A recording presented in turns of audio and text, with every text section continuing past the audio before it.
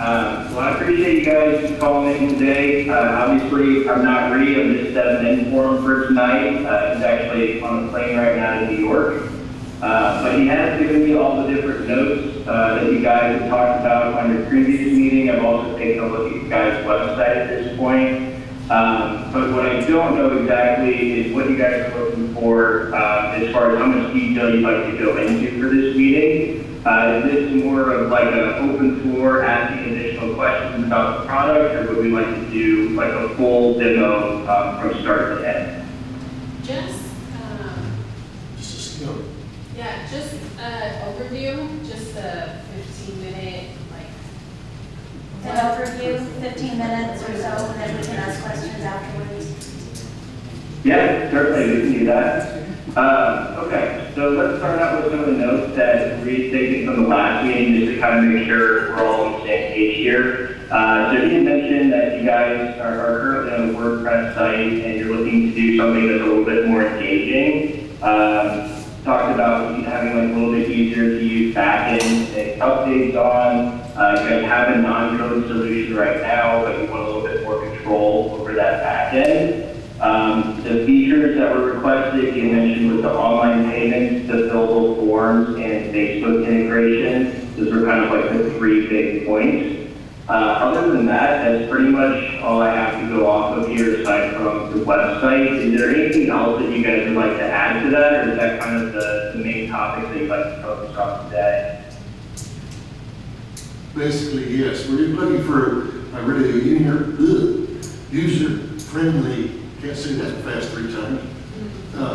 You know, like for instance, when you have a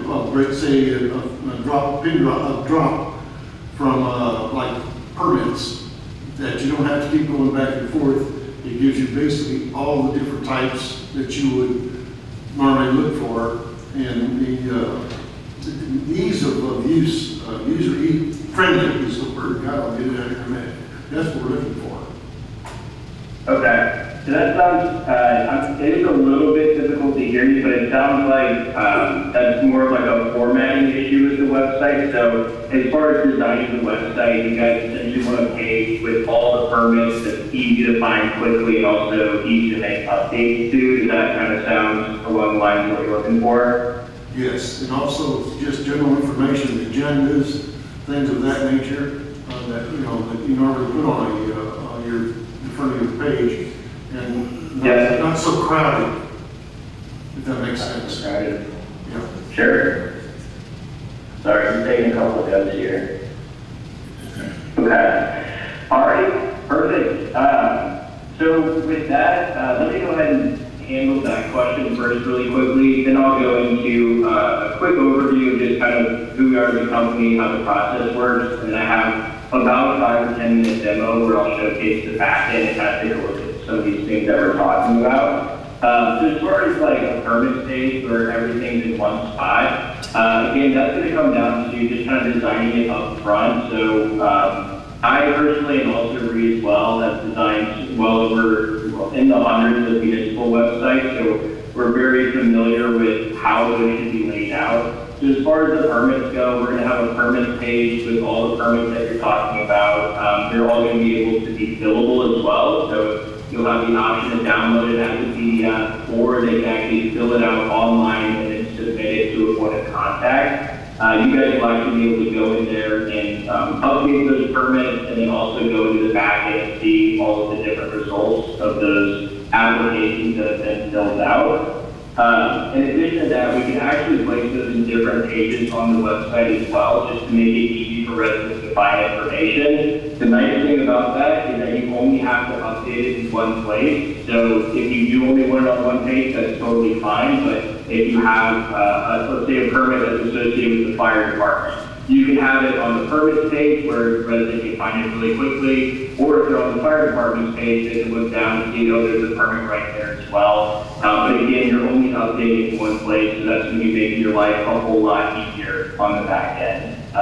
So that goes with really everything as far as our website builder goes. We're updating things on the back end in one place, and then we're displaying it in areas that kind of make sense for residents to find information quickly. As far as general information, not making the website crowded. Again, that kind of comes down to customer preference. In the kickoff meeting, we'll talk a little bit more about that, but that's something that we'll just talk about ahead of time. We'll say, here's what we have in mind as far as cutting down the clutter on the website. And if you guys agree, we'll move forward with that build. But we'll be in contact with you guys kind of, as we're building the site to make sure that we're kind of doing everything, that you guys are wanting to do with that. So as far as that question, that's kind of what we have in mind there. I think next what I'd like to talk about is just kind of our process. So we are website builders, so we're not building custom code websites.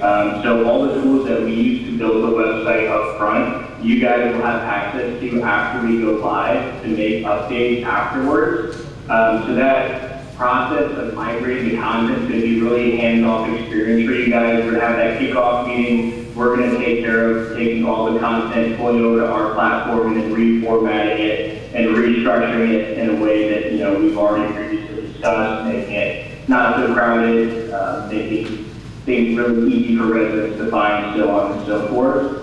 And then after, like I said, after we go live, we have unlimited training, so if we need to do department level training, whatever it might be, that is all included with the monthly price that I think we've already quoted you guys at.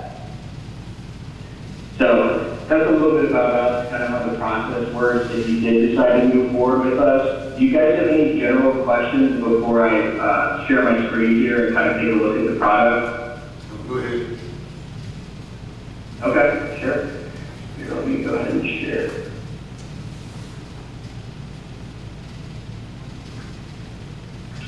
Okay. So what we're looking at here is the Village of Northanger's website. This is a fictional website that I use for my demos, but it's a pretty good job of kind of outlining a basic municipal template. With that being said, it doesn't have to look exactly like this. We actually do have quite a bit of customization available. So in that kickoff meeting, we can kind of talk about exactly how you guys want it to look. I'd like to start out with just talking about how to make basic updates to the website, and then we'll get into more of those municipal specific tools. And then the ones that you guys have talked about, we're going to probably focus on those more so than the others. So first on the list here, let's say we need to make some basic updates around the police department section. What we're going to do, go to the departments page, go down to the police department section here. Obviously for a big website, they're going to have their own page. And then within here, we need to update some text. Just select the edit button, scroll down, backspace the text you don't want, type in the text you do want, click save. That updates in real time on the website.